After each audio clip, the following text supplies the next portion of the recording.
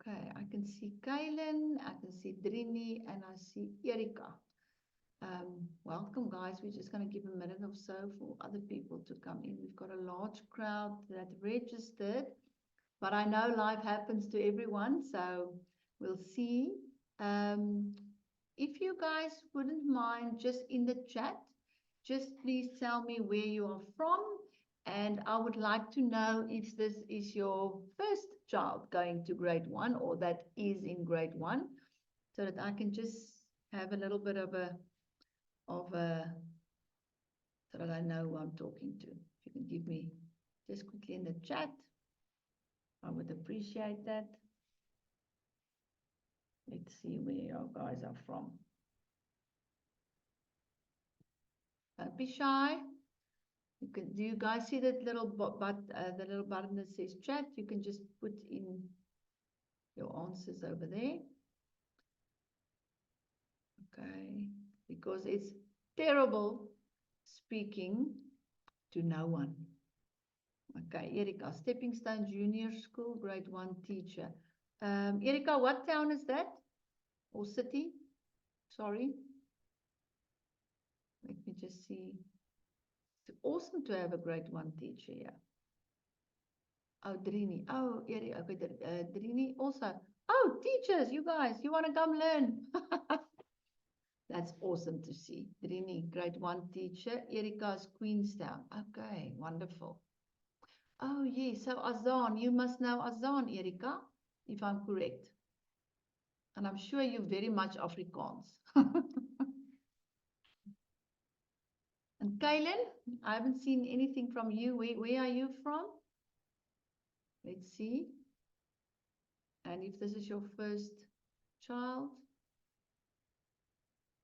in grade 1.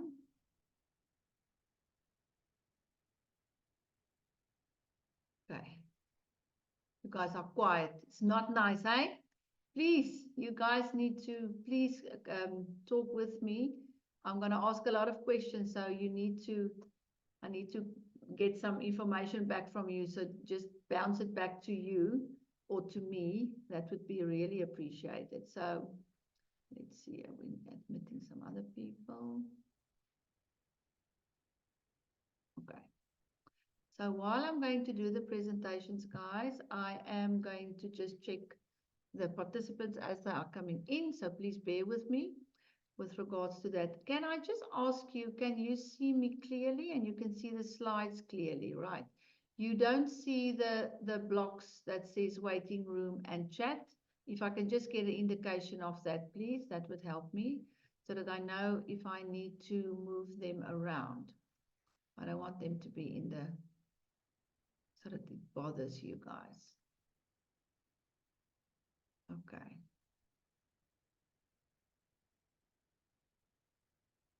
Okay, fantastic. Thank you so much, Erika. All right.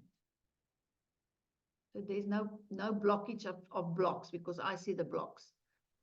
So if you don't see the blocks, that's awesome. Then I can proceed. All right. So I'm going to start and I will let in people. Hello, Natasha. Natasha is here from Roodepoort. Hi Corin, jou hare lyk so mooi. Oh, thank you. Charlene, where are you from? If you don't mind, just putting in the chat where are you from and if this is your first child in school. C or Klutz, I don't know if that's a name or a name and the last name. If you can maybe just tell me where you guys are from, that is going to help me a lot so that I know who I'm speaking to. And if this is your first child in grade 1. Okay, let me just see if you'll see the little chat box. Okay, so I'm going to start and I want to welcome each and every one of you to this presentation. And I know myself, I always try to do it in 40 minutes, but I never seem to be able to do that. The more excited I get, the more I talk. So I'm going to try my best to stay within the time limit. If there's any questions, I would love for you to just put it in the chat. I will tend to them as we go along. So please don't hesitate to ask me any question at any time. All right. Okay, so let's start. So before I'm going to talk to you, let me just move that side. So what we are going to cover tonight, that I'm going to speak about so that we just have a little bit of a program. So I'm going to talk about the fact that a lot of parents ask us, is homework really so important? I don't know if you are one of those parents, but yeah, homework is important. I'm going to get to that. And then what is your role as a parent? Is it the teacher's responsibility? Is it only their responsibility? Are you helping, supporting teachers? I'm going to talk about that. And then how your child learns. A big part of what we're going to talk about is I'm going to share with you how your child learns, how his brain or her brain works, and how they learn, and then what factors you should be aware of regarding how they learn. And then I'm going to give you some practical tips. And I've got a lot of freebies for you. I'll show you at the end some freebies. And the teachers that are here, you are more than welcome to share this with your parents. We don't mind sharing our content, so you are more than welcome to talk to us or to share this information. So a little bit about myself. Like you saw, I'm Karen Visser. I'm the founder and CEO of BioLink Brain Training, and I started BioLink 17 years ago. My background is a teacher as well. I was a high school teacher.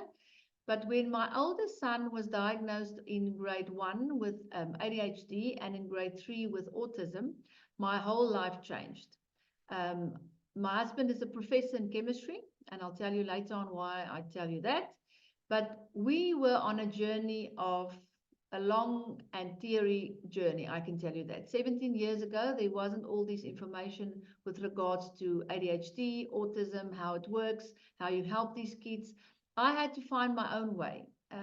The doctors, Henry, his name is Henry, the oldest one, was put on Ritalin. I wasn't against medication at all, but I just had this thing about medication is like having a headache and taking medication for it every day. I wanted to get to the root problem, and I wanted to know why is he struggling and what are those skills that he's struggling with, because I wanted to improve that, and medication doesn't do that. So that's where we started looking for something out there that was scientifically proven.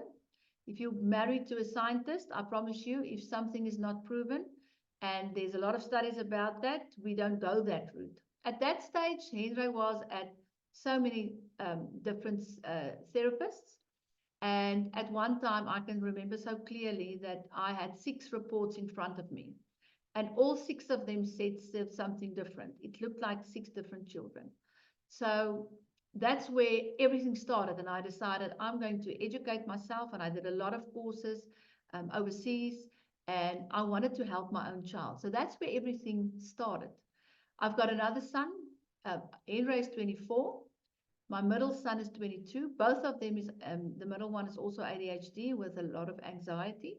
And then when I was 41, so that's not too long ago, I had a Lamiki, and he is 11 years old. Sorry, guys, I just want to quickly admit people here. So why am I telling you this? I'm telling you this so that you have context of why I'm doing what I'm doing, where everything started.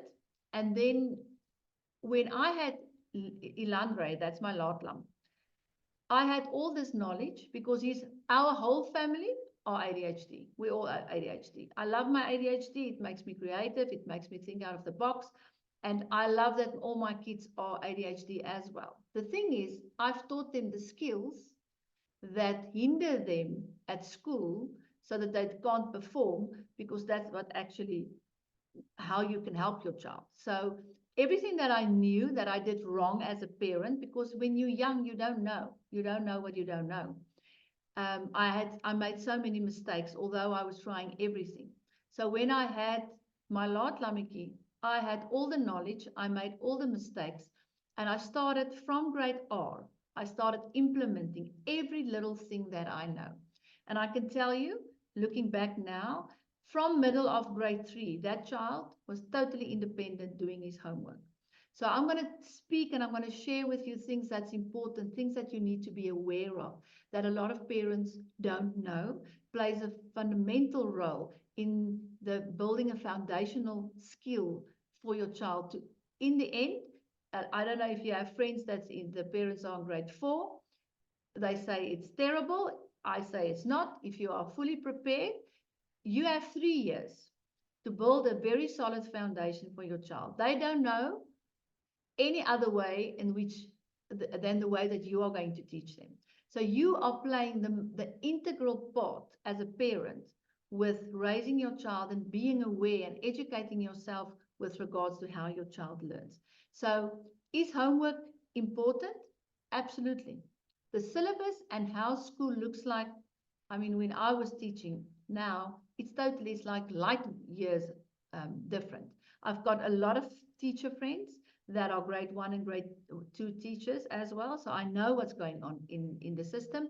I know how teachers has got so much to do. They're sitting with big classes. So what's my role as a parent? Your role as a parent is to support the teachers. Teachers cannot do this alone. So there are the teachers, there's the child, and then there is you. Right. So if you are going to really work with your teacher, you can build a very, very solid foundation for your child.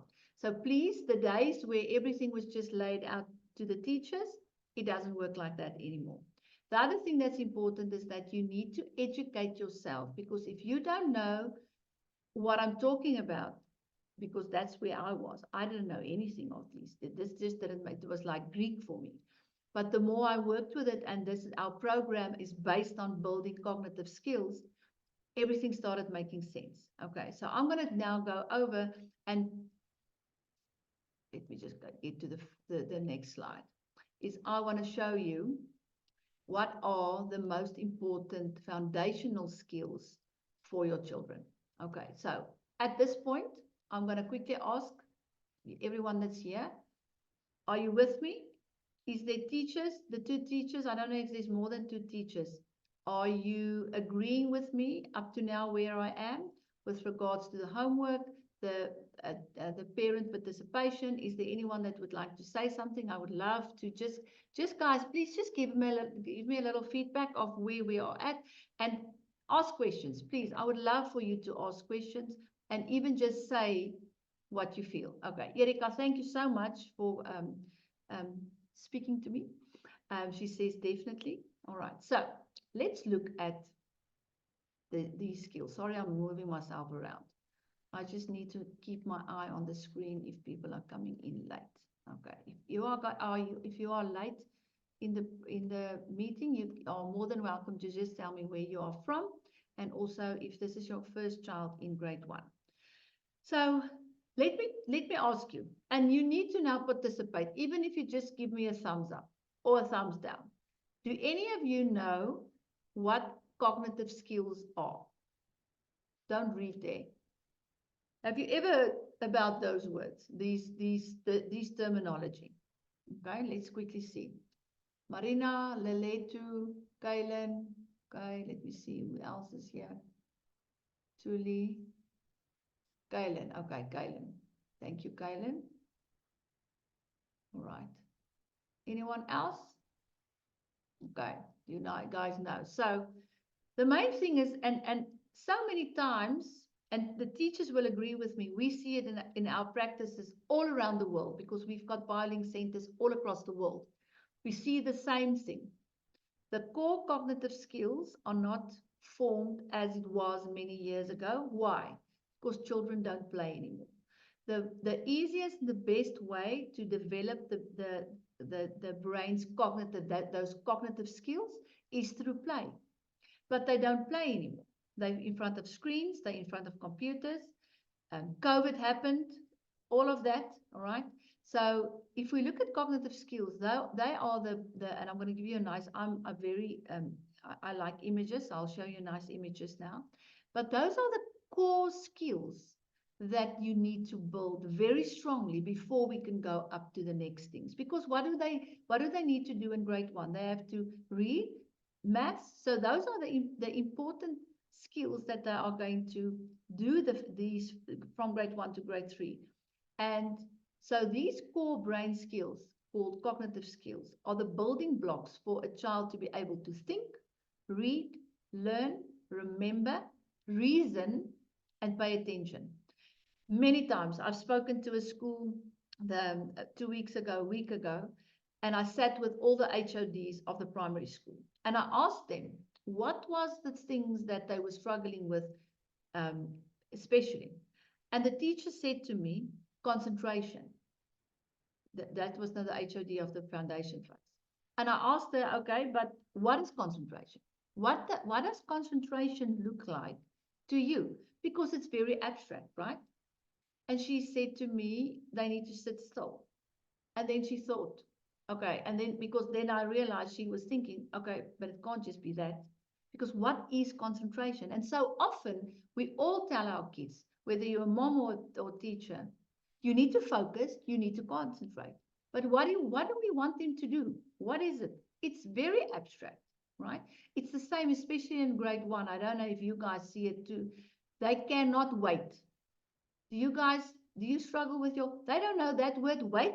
It doesn't resonate with them at all. Do your children struggle with impulse control, waiting their turns, waiting that you stop after speaking, then speak? They all struggle with that. And I'll show you why I know that. Right. Okay, thank you. So, and all of these cognitive skills work together. So I always illustrate it like that. If you take a brain, and in this brain you put different gears, right? The first gear is attention. So if that gear starts to turn, it's going to set off the next gear, and all of those gears are going to set off other gears. So if you are lacking one of those gears, and I'll show you the ones that I'm talking about here, you are going to have a problem. And now what happens, unfortunately, everyone is ADHD because that's the diagnosis. Everyone is ADHD. It doesn't work like that. Everyone has got concentration issues. I can promise you, I've done thousands of assessments. So many times when people come to me and say, the teacher says, or someone says, my child is not concentrating, a lot of times it's not the primary problem. And I'll show you how I can see that, right? Okay. And the thing is, you use this every day, your child and you, in all activities. Okay, so let's look at this illustration. So this is our illustration of how I explain what we do and how it works. So at the basis here is our core cognitive skills. All right. So there's attention. And did you know you have actually 3 types of attention? Did you guys know that there's 3 types of attention? Let me quickly see in the chat. Do you know that there's 3 types of attention? Can you tell me which one are those? Let's see the other guys. Okay. Let's see, teachers. Did you know that there's 3? I'm not putting you on the spot, eh? Just want to see. Okay. Did you know that there are 3 types of attention? Okay, let me give them to you. So the first one is the one that we all want to see. It's the one that everyone sees, is sustained attention. All right. To start a task, finish it. Our focus is staying. Our level of completing our task is very good. It's good, right? Then we've got divided attention. Divided attention. And then last one is selective attention. So your divided attention is actually the skills that we like to teach our children very fast when they come to BioLink, because we teach them, even from grade 1, to listen and can be able to write down something, because they need to be able to do 2 things at a time. So it's almost like multitasking. Selective attention is being able to filter out distractions, auditory and visual distractions. All right. And emotional. We can't measure emotional, but those are the 3 types of attention that you get. Then your perception, your logic and reasoning. And I want to talk about this one because this one is a big issue as they go up into the higher grades. Our memory. So under memory, we've got our short-term memory, we've got our long-term memory, we've got working memory that's essential at this stage where we are at now for reading and for maths. And then we've got our spatial memory. Okay. So, okay, sorry guys, let me just quickly. Oh, Marlies, are you here? Oh, my sister's here. Hold on, guys, let me just see. Are you here? Then you can let the people in. Oh, yeah, okay, let's see. We'll see now. Okay, and then your processing speed. Processing speed is something, it's when information are coming in through the eyes and the ears, and now your child needs to process and he needs some time to make sense of what was said, of the words, and then they have to maybe complete a instruction that a teacher says. And I'll share with you examples then. And then auditory and visual processing. So these are the core skills that your child needs to, and it needs to be practiced and practiced and practiced, right? Because if this is very strongly developed, we go on to this. So these in the white block is called our executive functioning skills, all right? Our executive functioning skills, especially, and they still actually use it in the foundation phase as well, but not as much. But we can start developing it on their level. It's where they have a task, for instance, they have to do some or other task, homework. They have to plan, need to know where to start. So it's planning, organizing the work, organizing what they're busy with, time management, emotional control, moving from one task to another, and self-regulation. Because where do you think tantrums comes from? Is when they can't get everything together, and then there's meltdowns, and then they can't self-regulate. Okay. So, because what do we want in the end? This is where we work. We want this. We want the child to be able to be an independent learner. They need to be able to pay attention, problem solving. They need to remember. They need to sit still. They need to think for themselves, and reading. So this is where we're going at, right? But in order to get there, we need to start here at the bottom. And you guys are exactly where you need to be, because this is where you can form this. And this is where doing the homework that the teachers are sending you, you need to enforce. But and this is where my goal is to help you, not just with the examples, because I want you to think for yourself after you've gained all of this knowledge. How can I do these activities in a playful manner? Because if you've got the knowledge, you can help them better. Okay. If you want more information with regards to cognitive skills, what I just talked about, we've got an ebook that's on our website. So if you go to our website, you'll see there's a button that says programs, and then you click on that one and it will say cognitive skills. You can go read there. It's a nice summary, but there's also an ebook, this one, that you can then download and read through it yourself. All right. Okay. Does this make sense to you guys? Does this make sense to you? Is this, teachers, does this help you? Okay. Is my It does Yes, make thank you, sense, Tim. Corin. Yes, it does. okay, great stuff. Okay. It's very important for me that you guys, this makes sense to you. Okay, so, and what I'm going to do is I'm going to send you this this slide. I'll send it in a PDF for you so that you can go and read through it and use it as examples. Because I know I remember when I had to do homework with Henry when he was in grade 1. Now, I'm actually a left brain learner. I like things orderly, but he was not just autistic. He had a learning barrier. He had terrible sensory integration issues. So I had my hands full with this guy. So it felt like I was back in university, because I had to equip myself to try and understand how I can help him with homework. So I had to do with, you will know if you have any knowledge about with autism or Asperger children, stuff that's in the air and concrete, abstract is not working. We need to pull it down for them and show them everything. Make it much more concrete because they understand that better. All right. So I'm going to show you some examples. So I took the two things that's essential because like I told you guys, I've got a lot of teacher friends, so I know how the homework looks like that comes in and that you need to do. And tell me if I'm wrong. So you get like 4, 5, 6 things, and what's always there? They need to count, right?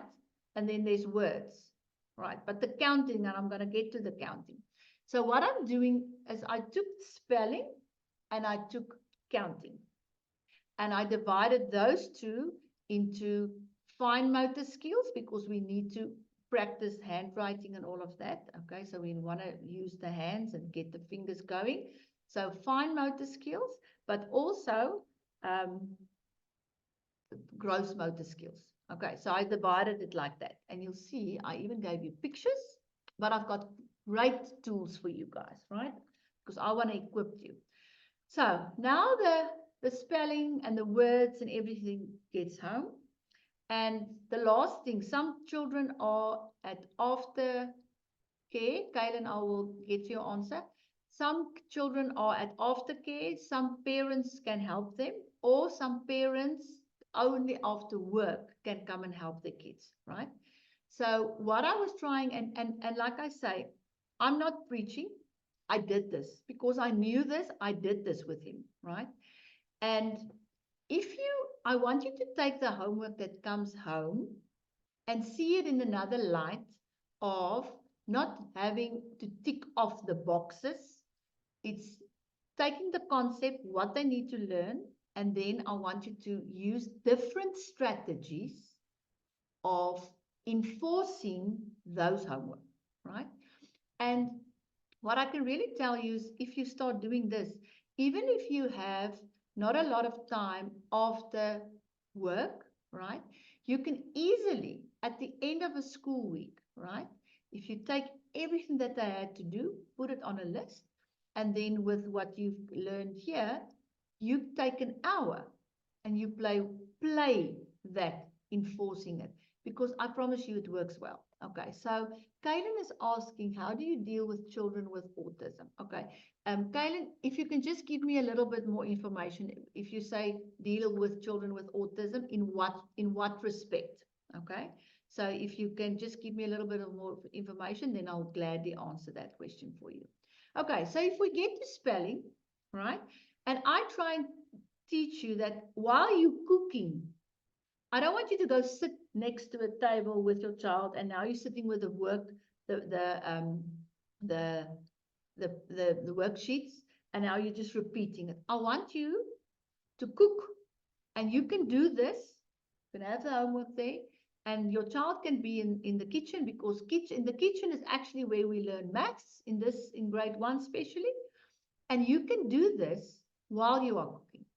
Okay. So let's look at the first one. So we want the sensory, we want the sensory input also. So you can use things like salt, sand, flour, whatever, put it in a tray, and then take the spelling words, and they have to write it with their hands. Okay. They love it. And so it doesn't have to be, so it's not the same thing every time. It's different, right? That's why with spelling, you'll see with a gross motor, if you take a concept, you can't just teach it to them in only one way. You need to teach it to them in different ways, right? So you can, okay, Kaden, I'll answer you just now. Use finger or paintbrush, so you can even use paint. And I know it's messy, so if it's too messy in the week, that's a nice one to use over the weekend. Okay. Then excellent, so it's because it's an excellent sensory exercise. Okay. So they can write the words with their hands on the sand. They love that. Play-Doh, they can also form the words because they don't get a lot, maybe 5 or so. I hope so. Some schools maybe give more. I don't know, the schools that we deal with that I know is like 5 or so. but you can build those words with Play-Doh, right? So every evening you can take that and just use another strategy. Okay. So let's look at another one. And I know teachers do this one a lot, is where they need to cut out the letters, and they struggle with that because it's the fine motor skills. They struggle with, especially with magazines where the letters are very small, but it's so good for for developing those fine motor skills, so they can cut it out and they can form words like that. Okay. Another one that's very nice that they like is if you take laundry pegs, laundry pegs, and I'll tell you another one that you can use. You know this, the teller. I don't have one now here, but you know those counter little blocks that fits into each other. You know, you guys know what I'm talking about. You can even use those, right? But you can then write the letters on the pegs, right? You get plastic ones, right? Or you get this magnetic letters, and then they can build the words, right? So they can build the words, but here's what I want you to do. And I'm going to give you another strategy that I did with Elandre that worked very well, is that if you take the word, make certain they understand the word. Because, and I'm talking about comprehension, right? Understanding what that word means. And if you can actually add a visual for them, it's better. Because a lot of kids, and we see this when Marlies does our study methods course with our grade 4s and up, and we teach them, because our study methods is like nothing you've seen before. We make certain that they understand the word and they need to visualize. And then we saw for the past 2 years, it's becoming more and more evident that children can't visualize. They can't see the picture in their head. So if you can start bringing in visual aids for them when they learn these words, it's great, right? So you can use this. Okay, so let me just quickly answer. Uniflix, dankie Drini. Dankie. I always forget it. We call it counter block, so then I always forget the real other word. Okay, so let me just quickly answer here. So children who are in classroom shy and stutter a lot, how could you make them feel more comfortable? Okay, so that's what Kaylin is asking.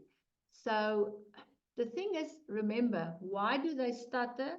A lot of times it's because they get nervous, right? So underneath that nervousness must be something. Normally, what we've seen over many, many kids is that they've got a brain processing speed challenge. And if they are too slow, they get more anxious, and the more anxious they get, the more they stutter. But also remember, my son, my oldest one, he struggles still to always get the words from his head out of his mouth. He struggles. So I need to give him a minute, okay? So maybe taking those kids and I if it's in one classroom, I think that is just the biggest challenge. I don't know how teachers does that, but is to give them, there's just that little bit of not in that moment, so that they're more relaxed, and then see if that if that makes a difference. So Kaylin, maybe you can try that, okay? Because I tell you, it's because they wanna. A lot of times they're too slow, and they're very aware that they're too slow, and then they try going faster, and then they get anxious, and then it doesn't work. Okay, so maybe that can help you. You can just put in the chat if there's something that you can maybe try. And then Tuli is asking, that is a boy that goes to Stepping Stone Junior School. I just want to ask, does watching is that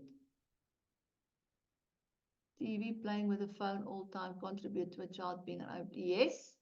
So I'm not, because remember, I've got an 11-year-old and he loves his PlayStation. Screen time, not good. You can't take it away totally, right? So, but too much screen time. There's so many studies done on screen time and how it affects our children. It's scary, right? So you need to have strict rules for how many hours or minutes a day they can have access to screen time. I'm all for computer time in the sense of there's so many great exercises and games and things that they can play on a computer. Like, for instance, Roblox. Roblox, if it's, and I know everything that my son is doing, and since he's been playing it when he was little, but it helped him so much with his visual processing and visualization. So there's a lot of good in let's call it then the media, that media side, but you need to limit it, right? So you need to limit it. So it plays a very big role for sure. Okay, Unifix. Okay, not just children, but adults and teens. I would like to know how I handle talking to them. What do I say or don't say? Okay, Kaylin, and the thing is with, and there's other teachers here as well. The thing with autistic children is that the level of the autism or the level of their functionality differs. And I think I'm going to answer your question at the end with an assessment that you can do. So stay with me. I think this is going to help you as well. All right. But keep in mind that brain processing speed one plays a very big role. Okay. Another one is with toothpicks. Also, you can take toothpicks, they can form words. And can you see that you can, while you're cooking, you can have this discussion about a word that they need to build or whatever, and then ask them, what does that word mean to you? Not just the spelling, what does it? Okay, let's use it in a sentence. And then use that word in a sentence that doesn't make sense at all. And then ask them, is this correct? Right? So they can make sentences, but you can make sentences as well, and then make mistakes so that you can see if they understand, they can hear that this doesn't work, right? Okay? And then pick up with, oh, this one is also nice. Sorry, let me just move this. Alphabet with toy. So you write starting the starting letter of each toy on a piece of paper. And you can somewhere, if you start making little cardboards or what, some educational shops have got this alphabet blocks, you can always just reuse it and reuse it. Okay, so you are going to then put the letters in a basket on the floor, and then you're going to take the whatever, and they need to put in what's the first letter, for instance. Okay, and maybe pronounce it and say it as well. Okay, then window writing. This is awesome. We want them to set up also and then write on a window or on the bathroom tiles, right, with non-permanent markers. Please make certain that you use non-permanent, okay? So they can write the letters on the windows. They can write and they can copy it, or you can even let them write on the fridge. You know, when you do stuff with them that's fun and so out of character, what happens? They remember it. So let them write on the fridge because you can wipe it off. Okay, so that's a great one. But let them then stand up and write. All right. We want them. Can you see what we're doing here? We want them to not just sit at a table and write on a piece of paper. We need to get their bodies involved in different ways because that's how the brain is going to learn and be able to recall this. All right. So let's look at gross motor skills. Okay. So this one, oh, my son loved this, and I think boys obviously was going to love this more than girls. But write the alphabet letters on colored paper, each letter on its own piece of paper. Press stick, place the letters randomly in different areas in your kitchen, for instance, and then the child names the letters in alphabetical order and runs to collect them as they are sounded. You can even tell them, okay, because all the letters are now all over scattered, let's do cat, and then they have to go find cat. So can you see, they play and they are going to remember this. Okay, it ends with all the letters are called out and the papers are in order. All right, so this one where they're actually moving around, it works wonderfully. Okay, another one is if you are outside, you can even take twigs and color, flowers and what is blare? Leaves. Sorry, my English is leaving me now. Leaves. Okay, so they can find this in the garden, and they can also form letters. So this is a very nice exercise that you can, for instance, do over the weekend. Go sit outside, and we take the words of the week and let's play and see how we can build this with rocks and things like that. Okay, can you see that it's different activities? Let me just see, is this helping? Does this make sense to you? Let me just see if this is helping you guys. Before I go on, let me just get some feedback over here. Does this make sense? Okay, no one? No one? Okay. Does this not make sense to anyone? No, this can't be. It it does make sense, ma'am. It's quite clear. Okay, thank you. Is it Leletu speaking? No. It's truly. Hello, Julie. Oh, thank you so much. You guys, it's terrible. Teachers, can you imagine teaching to children? You did it in COVID and now you can't see them. It's terrible. I hate this. Okay. So you need to please just give me feedback so that I know this is helping you guys. Okay. So let me just see. So now we are going to counting. Now, let me tell you something about counting, and the teachers are going to tell you this as well. I remember when I did homework with my kids and we had to do the counting, I always did that first because that went the fastest. I could tick that block. Oh, yes, he could count. I did not know that he knew the rhyme, but he had no number sense. He did not know 5 looks like this and 3 looks like this. Which one is more? Okay, because it was just a repeat. There was no sense of how it actually looks. Okay, so counting, don't do the homework like that. You need to do counting in many different ways, right? So you can take a double folded piece of paper with a number at the top of a pipe cleaner. It's this one you see at the bottom. Oh, you don't even have to do that. You can even, just write it up, and then they can put little blocks in there. So anything that they can use to take those numbers and put it somewhere on a pipe cleaner, wherever. All right. And then you can also, and this one worked very well because it's something that they struggle with as well, is sequencing. And sequencing is very important for maths, right? So again, I use that Uniflix blocks, right? So I would do a sequence and we would count. So let's say 3 red and 2 blue, for instance. Then I would say, okay, let's count. Then we put down the 1, we put down the 2, we put down the 3. So we actually did it with our hands. And then I gave him a sequence and he had to repeat it and repeat the words, right? And then we would play like this. And then I would say, okay, now you the teacher. I'm going to do it. And then I would let him give me a sequence.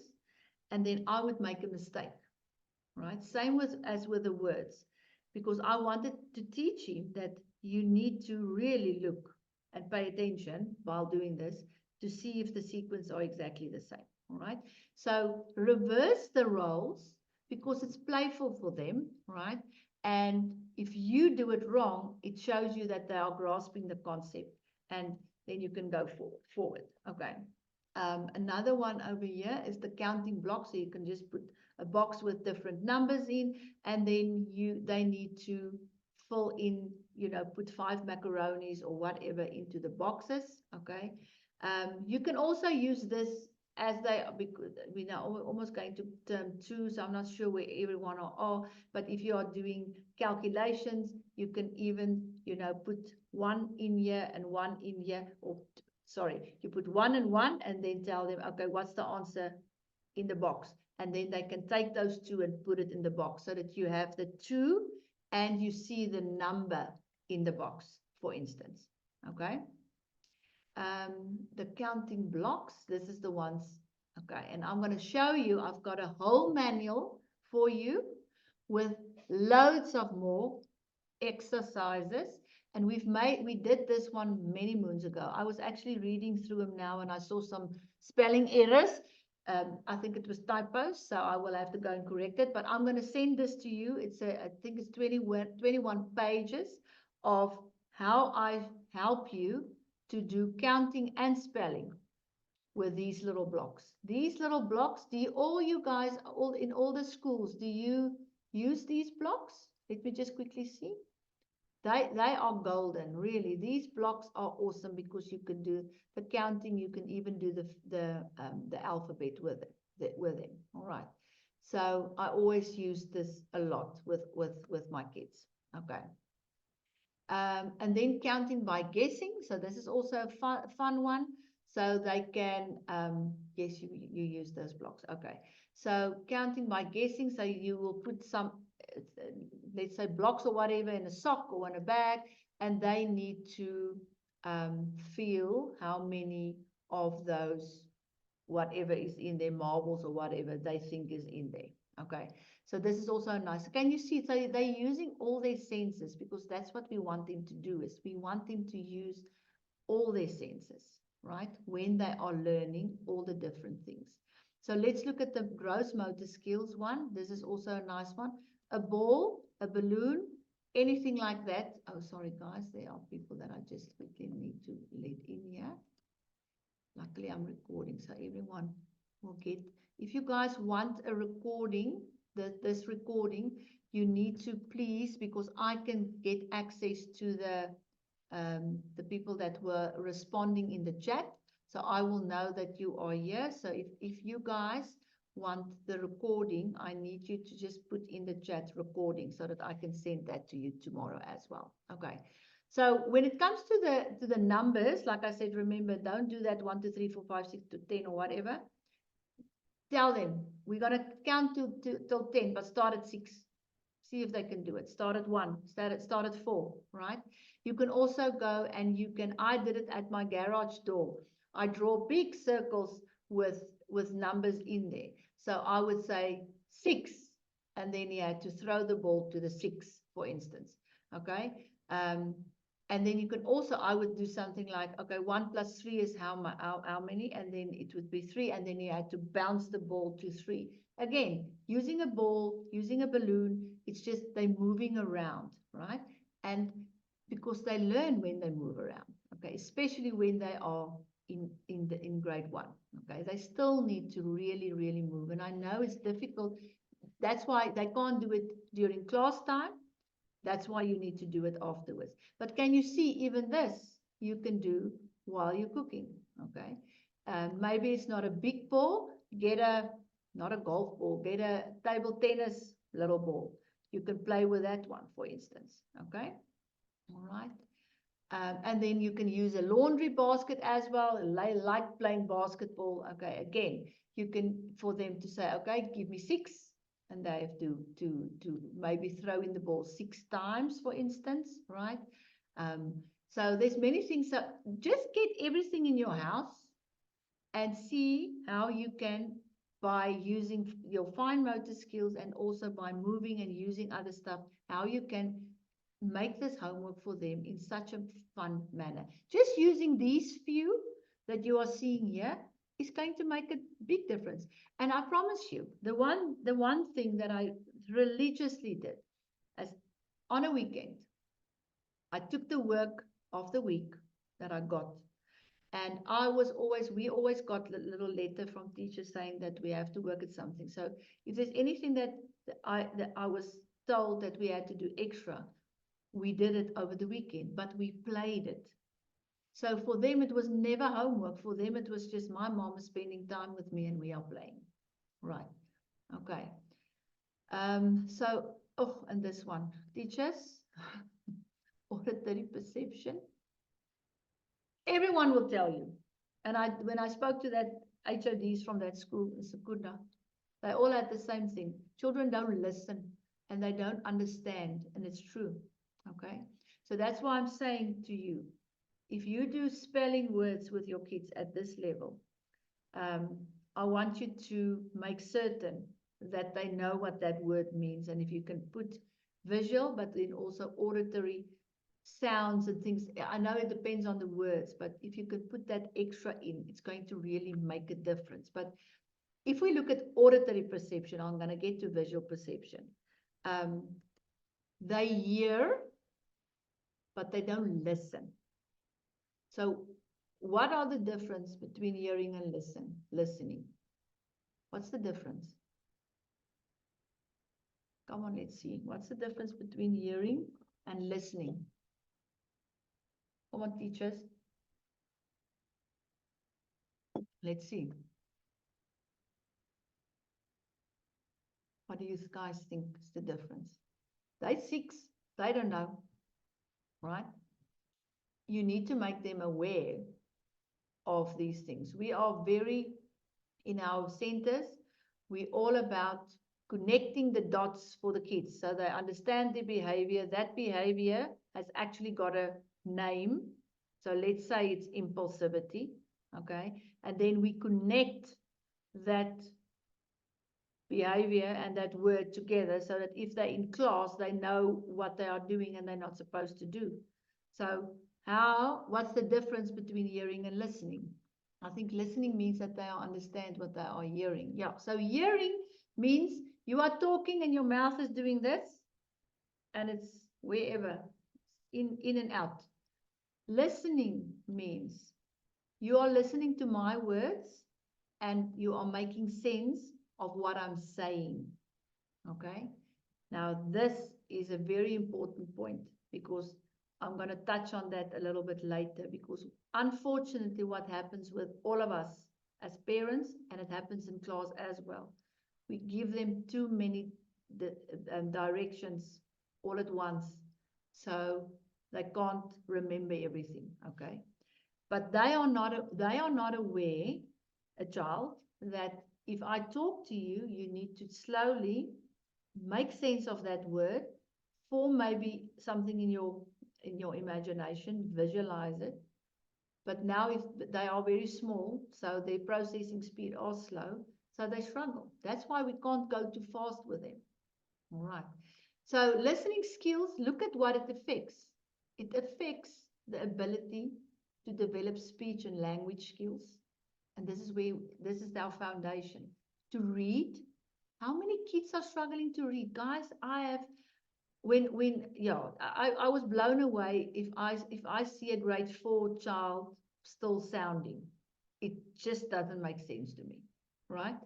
So if we don't, we have to help them to really listen and understand, because it's listening. We've got a preschool listening and comprehension program that we call I Listen. And there we teach them that listening comes before reading. And if they can read, the next thing that's going to happen is then they're going to be able to learn, right? So that's why this is so important, okay? Ability to follow verbal instructions. So when the teacher tells them to do whatever, socialize and communicate. Especially when you're sitting with autistic children, they struggle to communicate, right? Ability to cope in general at home and at school. Because what are we going to see here? We're going to see meltdowns because they can't do it and they don't understand why they can't do it. That's why we need to give them the language of understanding the concept that they're struggling with, bringing it and showing it to them in a real life activity or a scenario, and then explaining it to them, right? So games that you can play for listening, okay? Simon says, it's a lekker one, it's a nice one. Broken telephone. What sounds like that? How many things did you hear? Okay, listening to stories. Are you guys reading to your kids? I can tell you, I was lazy when I was younger with my 2 other sons. I'm not going to say, because I thought it wasn't so important. Everyone was saying it, but I was working 2 jobs at that time. So I was still teaching and I had another business and I was tired, right? So I'm not ashamed to say it, but I only realized after I gained all of this knowledge what a tremendous thing I did I feel so guilty about not doing it. So again, when I got a second chance with my Laat Lammetjie, I could rectify it, and boy, was that a game changer. So if this is your first child, you don't have to make all these mistakes. You can do it right from the beginning, okay? So what I'm going to give you here as well, I'm going to email this to you. This is a nice exercise that you can do with your kids. Okay, so you're going to give them one instruction. So you'll see there's little pictures, there's a lot of things. So all you need to do is use this to understand the exercise that you need to do, and then do it on your own. Play other games, but using this, right? And then you need to start with one instruction, guys, one instruction. And then you practice that for 2 weeks, 3 weeks, and then you go to 2 instructions. And then you practice that long.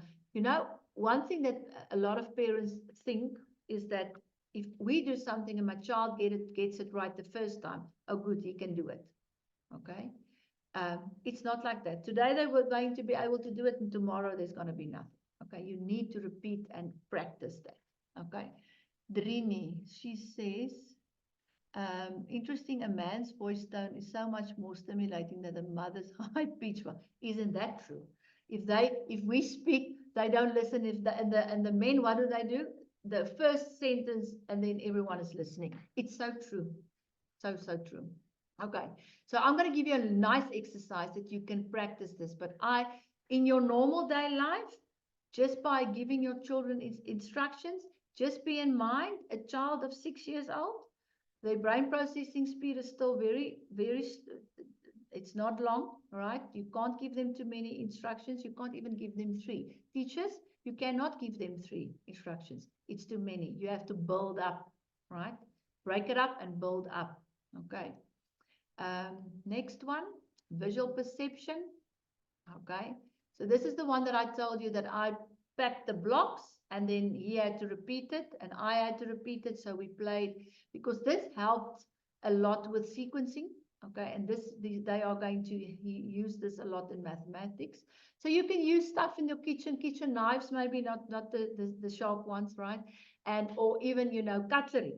Put it in sequences, and then they have to repeat it, and then let them put a sequence, and then you do it wrong.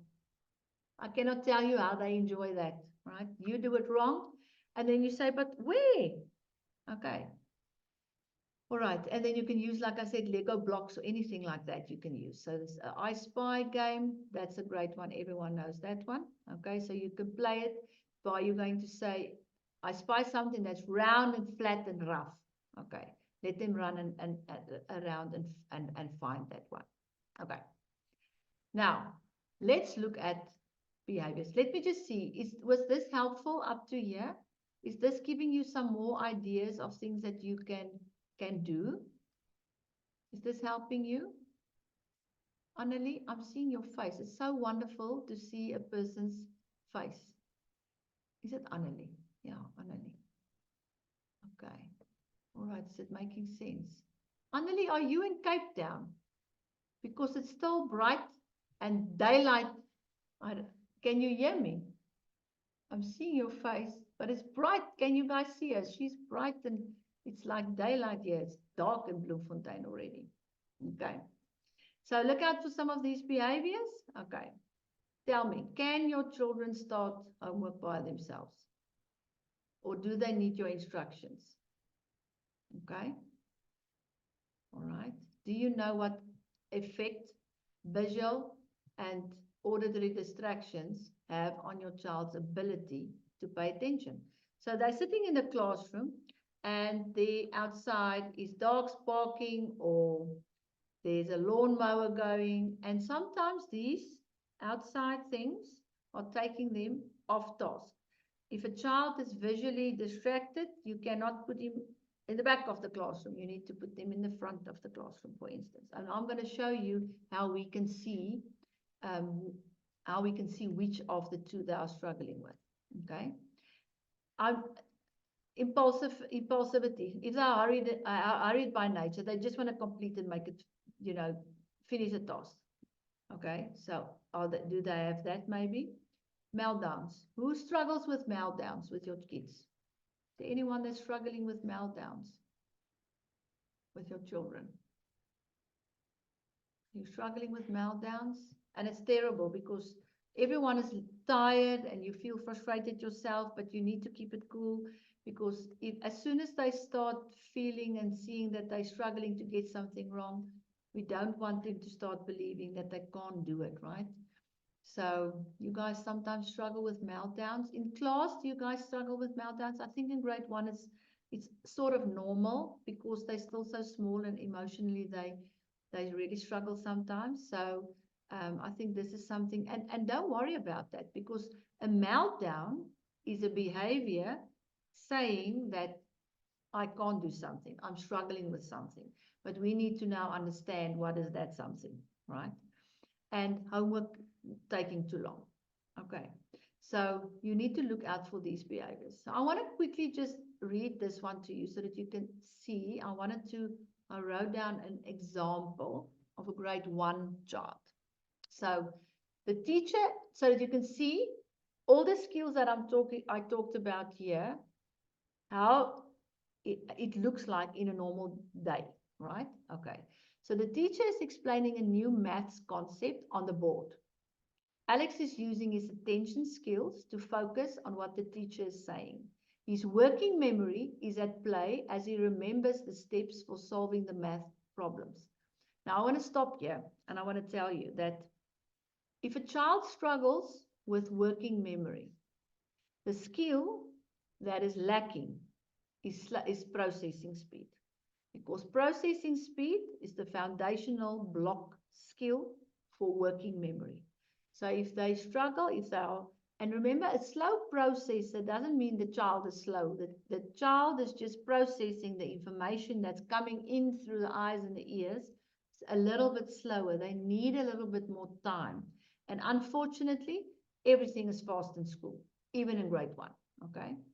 So now the teacher adds a fun twist to the lesson by incorporating colorful pictures. So now they're bringing, because they remember with pictures, right? So his visual processing skills kicks in as he looks at the illustrations, helping him grasp the concept better. Meanwhile, his auditory processing skills help him understand the teacher's explanation. So can you see where divided attention is also coming into play here? Because he needs to look at the teacher and he needs to listen to the teacher. Okay? During a group activity, Alex engages in his cognitive flexibility. And guys, this children struggles with a lot. When he adapts to a different way of solving a problem suggested by a friend. Because sometimes they're so stuck into one way, they don't want to even look at another way to solve a problem. Okay. He uses his executive functioning skills to organize his thoughts and communicate let me just make myself smaller here. I can't see myself. Hold on 1 second. Organize his thoughts and communicate his ideas to the group. In the simple classroom scenario, you can see how 6-year-old like Alex is actively using various cognitive and executive functioning skills to navigate the learning environment. These skills are crucial for academic success and can be nurtured and developed with the right approach. So can you see that this is so important. It's the foundation of everything, right? So if we get kids that comes to us and they're in grade five and grade 6, it's not too late, because cognitive skills can be taught. It's a skill. You as a parent could not drive, you can drive now. You're not even thinking when you're driving, it just happens. So it's the same thing here. It's a skill that can be developed. Now, I get on a soapbox with this. When we don't let our kids struggle a little bit, we are raising direction followers, right? Versus problem solvers. So every time your child asks you something, don't give him the answer. Lead them to the answer. So if they ask you something, and I know this is difficult because we want to get everything done as fast as possible, whether you're a parent, whether you're a teacher. We all have deadlines. But think about this. If we are the whole time telling them what to do, we are raising direction followers. They don't want to think, they don't have to think for themselves. So you are then their executive functioner. You are doing that for him. A problem solver is someone that needs to figure it out. They are still small. That's why I'm saying they need your help. So rather than giving them the answer, ask a question. What do you think can work? Okay, then they can answer you something. Okay, what else? You need to lead them so that they get a mind of, I need to think for myself. Because I can promise you, we sit with high school students that cannot solve problems. They get to a fork in the road and they cannot think because they are so used to their parents helping them and the teachers helping them to get going and go. So if there's anything that I want to teach you, that I want you to take home and remember, is that we want to raise problem solvers, not direction followers, right? So, and this comes in with homework. Okay. So I wanted to show you what we use. I don't want to shoot from the hip. So when we were going from therapist to therapist and everyone was saying something else, remember my husband's a professor in chemistry. He needs numbers and he wants facts. So I would go to Penny and she was lovely. She helped me so much. Then Penny would tell us when we did an assessment, he's doing better. Then Dion would say, how much better? And isn't it true? We want to know how much, right? So we are very proud to say that we co-developed assessment, a South African assessment. We used an American one, but we went to AfriForte. AfriForte is the workwell arm of the PIC of Potch University. And we could tell them what we wanted to measure. So we wanted to measure certain things. The first thing I wanted to measure is I wanted to measure a child's attention span, right? Same age, same sex, right? So AfriForte developed this assessment for us. It was standardized and validated on 3,300 data sets. At the moment, we're far more than 20,000 data sets. Focus, we launched Focus. We were very proud in America, in Washington, D.C. in 2017, we launched Focus. And Focus is being used all across the world with different professionals, teachers, schools. And because of its simplicity, it helps us to communicate with parents. So teachers love this assessment because now we can put a number to what the child is struggling with. It's much more concrete, and I'll show you just now. So we wanted to measure attention span. Then I wanted to measure processing speed because I knew that processing speed is so important when it comes to working memory, auditory and visual processing. There was a step before that, and that's where, and this is, so we call it performance. So consistency is attention, performance is brain processing speed.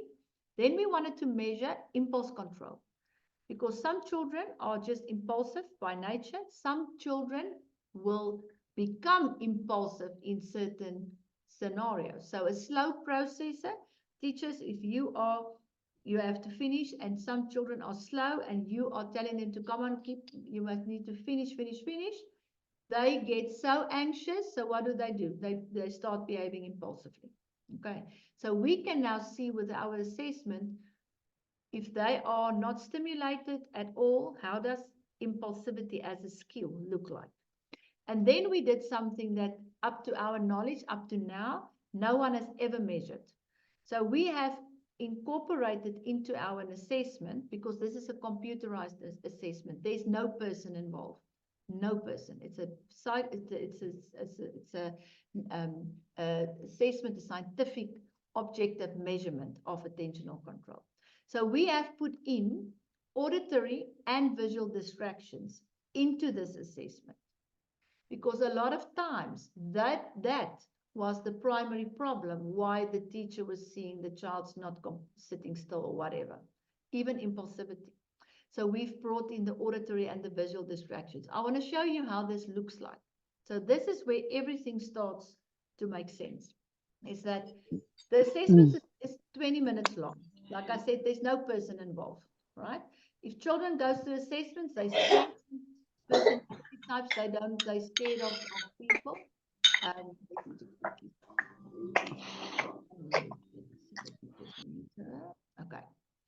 So if we look at this, so consistency. So the assessment was 20 minutes long. So this person we would tested this child, and although it's like a game, all right, but a very boring game, all right. So at the end, I could see that out of the 20 minutes, so this is the score for attention. The purple line is the norm group for 7-year-olds. This is a female. And the blue line is the child, right? And the 35% gave me now a much more concrete number to tell a parent that if you now want to do homework with your child, 7 minutes, so 7 minutes out of the whole 20 minutes, your child was present. Now, this is not the first 7 minutes of the 20 minutes. This is where you are seeing teachers. Now they can do it. 5 minutes later, they can't do it because the attention is doing this. No, they are with us now, and then they lost.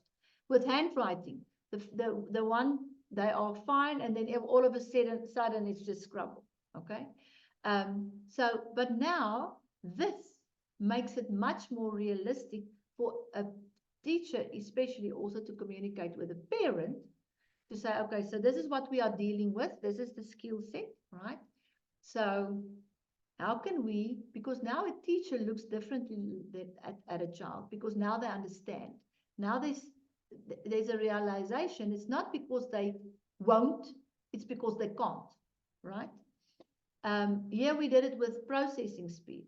Okay, so a slow processor, weak listening skills, and those weak listening skills looks to a teacher and to you when you give them instructions. They're not listening, they're not paying attention. There's a difference, right? So we want these scores to go to the right-hand side. We want to be there, right? Impulsivity, this child is very impulsive. 60% of the 20 minutes he was too fast. So he's making stupid mistakes. Everything is going to be wrong. It's going to be rushed, right? So we want that score to be lower, right? They need to have impulse control.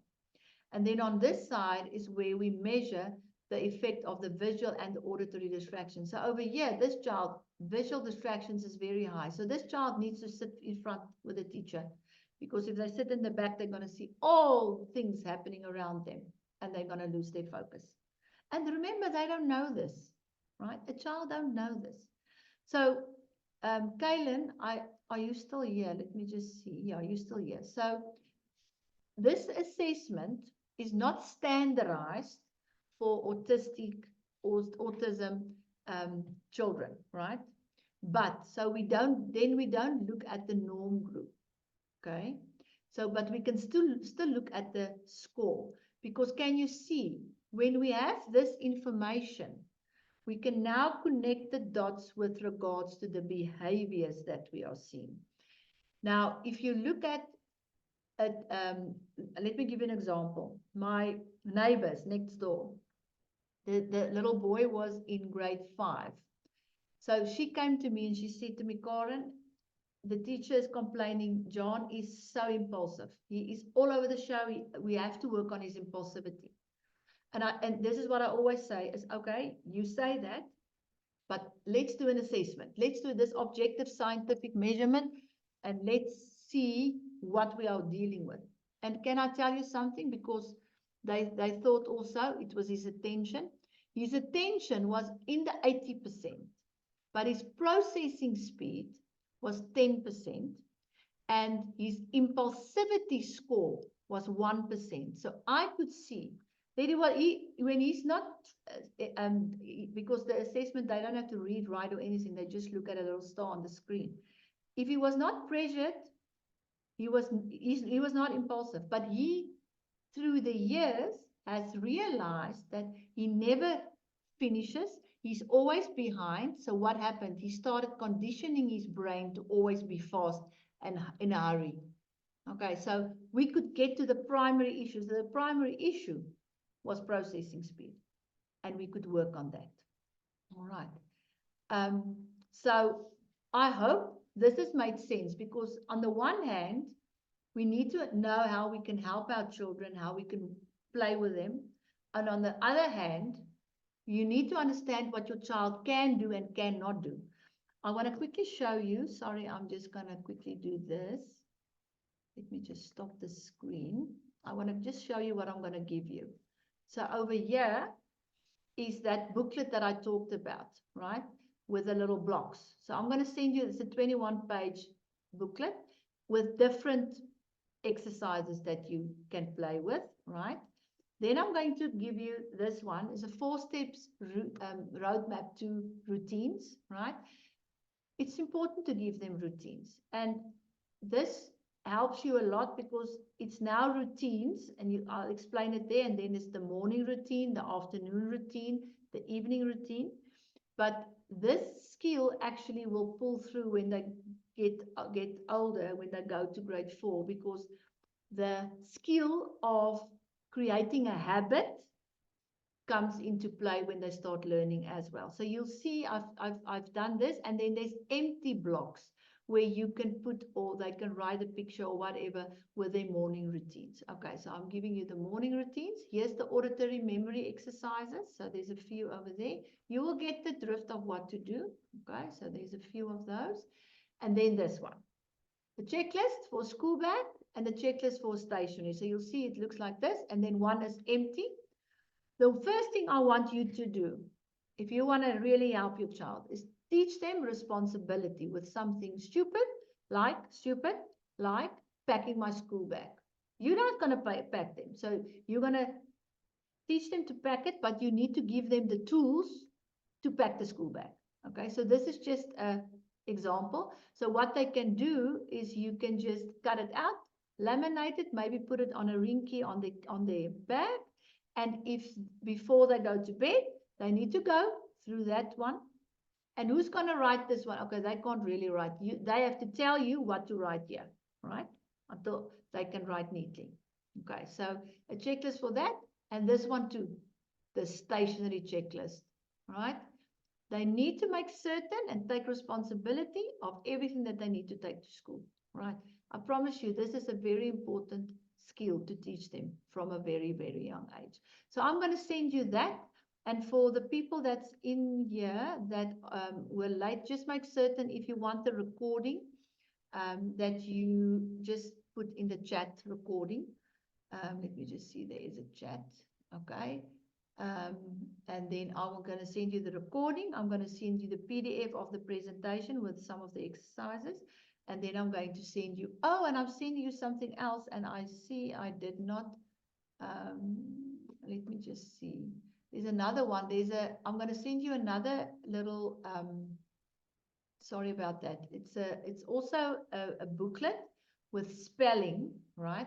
But it's different. It's worksheet-like, but it's different exercises that you can do with spelling. So I'm going to send you that one as well as a resource. All right. Okay. So let me see. There's some people that already left us. So the people that are here, I would really appreciate it if you can just in the chat tell me that if you've learned something, if you want to share the golden nugget maybe of something that you've learned that you are going to start implementing, because it's one thing that you are now here, but there's another thing that you need to go implement this, né? Go do it. Right. So let me just see that you guys find this helpful. There's a lot of people that came in late. Erika, thank you so much also. Kaylin, are you still here? I think she left. Yeah, oh no, there you are. Is this, if you need to chat with me personally, you are more than welcome to phone me. I'm going to put in my email that I'm going to send you, my telephone number is there. So Kaylin, if you want to maybe have a more chat about that, you are more than welcome to give me a call. Right. Okay. Okay. Erika, thank you so much. It means a lot from a teacher. Okay, much. And that's the thing, Rini is saying so much to think about. Because this is the thing, and this is what I try and teach parents, is that you don't know what you don't know. If you've never been in an environment where you've learned things like that, how should you know this? So if you are not part of our, we've got a group, a Facebook group that I call Homework and Learning. Every week in there, I go live every week and I give some tips and things about whatever. So I've got a whole schedule. So I want to invite you to come to the group. I will put the group's link also in there. And there you are also more than welcome. No one asks questions, but sometimes there's a few questions. There's a lot of times just comments, but we try and educate and help you even further with regards to all of this. All right. So thank you so much. I know, look at the time, but I cannot do this halfway. I have to do it thoroughly so that everyone understands. So yeah, I'm grateful that you were here and that you stick with me. It means a lot. So now you have to go, and I hope the husbands did did the supper and the kids. So thank you so much. We've got a webinar. Let me just quickly tell you, we've got a webinar. If you go to our website, you will find a events page, and there you're going to see I've got I've got one about, let me just see, I've got two webinars. One, I'm going to talk about growth mindset, I think on the 12th, and on the 13th we are going to do a webinar about our program. I'm going to share exactly how our program works, right? And then on the 14th we are going to do a webinar on ADHD. Okay. And also how our program helps ADHD children. Okay. Okay, Tuli. Okay. All right. Thank you, Tuli. I appreciate your feedback. Okay, so go check it out. Look out for the group. And then also go look out for the events that you can register for, that you are more than welcome to join. And also, if they are teachers, just give the link to the parents, because this is what I want to do, is we want to help parents to help themselves so that they can help teachers in the end. It's a village, this, eh? We're not doing this on our own. Okay, guys, you must have a wonderful evening, and thanks a lot again, and I'll see you soon. Bye.